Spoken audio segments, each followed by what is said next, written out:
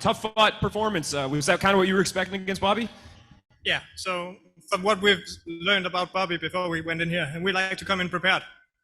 Everything we see from Bobby Lee in his previous fights, and he's just tough as nails. He's like I said in one of my earlier interviews, he kind of reminds me of myself a few years back. So I believe he's got great things in his career future. Yeah, and most of the fight obviously took place on the ground. You both had your moments, some submission attempts. Were you surprised at how durable he was there? Because working for some submissions, but you obviously, he was able to survive there. Yeah, so we kind of drew from my own experience cutting down a weight class when I fought for the Cage Warriors featherweight championships, and kind of went through how much more fatigued we were in that fight compared to when we cut for lightweight. So we figured he's coming from welterweight. He's probably going to feel some of the same things. And I don't know if it did, but at least to my experience, he didn't really slow down as much as we hoped for. Was he really strong in there? I know coming down from welterweight, was he one of the stronger guys that you've dealt with? Definitely. So my last fight against Terry, he's a way bigger guy. He looks like a proper welterweight when he fought in welterweight as well. Bobby, he looks more like a lightweight, and he's even a bit short, but he makes up for that in his wideness of shoulders. He was definitely very tough, and I'm not really. I'm used to being the lower of the guys I'm fighting, so I'm not used to having people be at a lower gravity point than myself. So that's also why we had some fun scrambles in the beginning. Soren, Jaliki, you have like this huge following in Europe. You're like a cult following. You're hearing him because it's a little different. But Scott said today that he wants to go everywhere. Anyway, you say, hey, how about Denmark? Yeah, that's definitely on my bucket list to get Bellator MMA back home to Copenhagen. And I know my good colleague from Denmark, Mads Bonnell, he's got a fight coming up there as well, I believe. Yeah.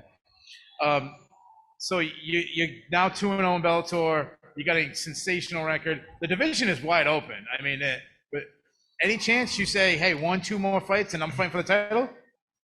I'm not gonna say no to that, but is that the plan? I'm also a big believer, coming from being the champion in one of the largest European organizations. You have to earn that spot.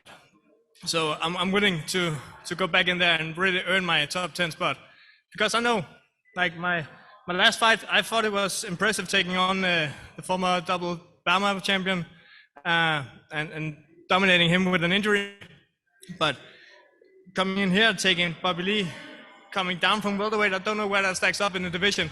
So I'm willing to go back here or take Bellator MMA back to Europe once more and really make my decision, make my place in the division.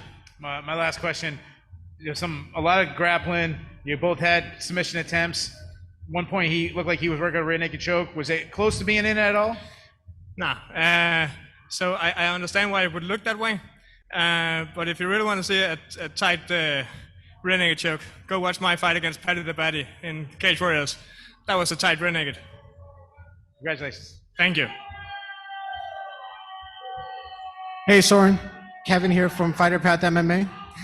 Hey. Hey, so when we interviewed you, you said that, the layoff from the knee injury back in Bellator London and, the COVID-19 hitting was, beneficial to you because no one got the jump ahead of you. So after this fight, when you were seeing, going against your opponent, did you see that, am I slacking behind my opponent, or am I on pace with him?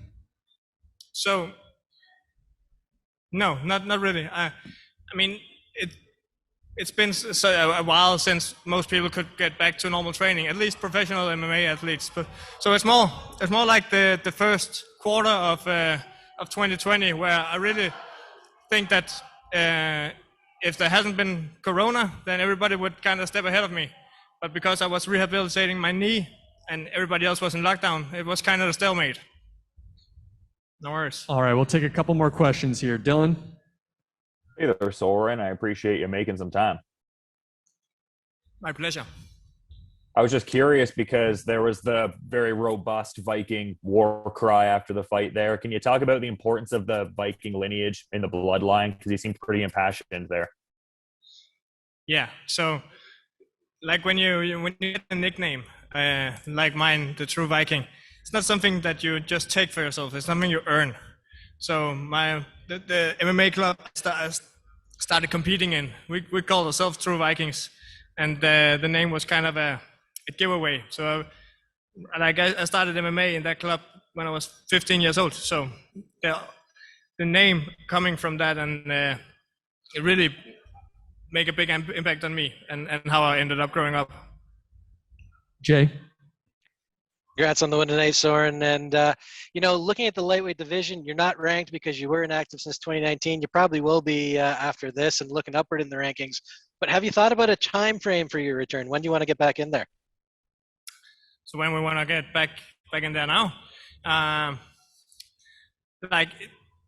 this was great. Coming back after 1.5 year layoffs, I think we've got to watch this tape back, see where we really are lacking behind. That's kind of something we always do after a fight. See what worked, what didn't work, what we need to fight on, and what we need to better ourselves in. And now, I haven't watched this fight back yet, but I believe there was quite a few places where I did stupid mistakes that I shouldn't have. So we're gonna evaluate that, and I believe early fall will be the earliest you'll see me back. All right, thanks very much. Thank you. All right, and the last question here comes from Jeff Brantley.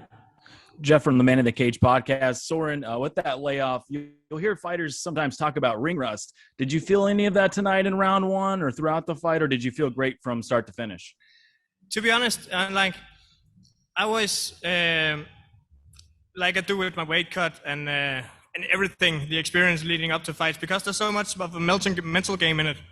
I write down what I feel, what I weigh, what I eat, what I drink.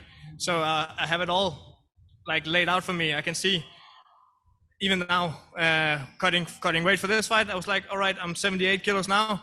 Looking back at the last fight, the same time period before the weigh-ins, I was the same. So I kind of draw strength from those notes, and I didn't really account any new feelings regarding ring rust coming into this fight. What I really did notice was the COVID restrictions, the mask, and everything was just a little bit off from what I'm used to. And I pride myself on being mentally tough, but we're as athletes under quite a lot of pressure and stress in these situations. So every little bit counts, and every small thing can throw you off just a little bit. So yeah, I didn't encounter ring rust, but I would say the differences due to the COVID restrictions was kind of throwing me off a bit.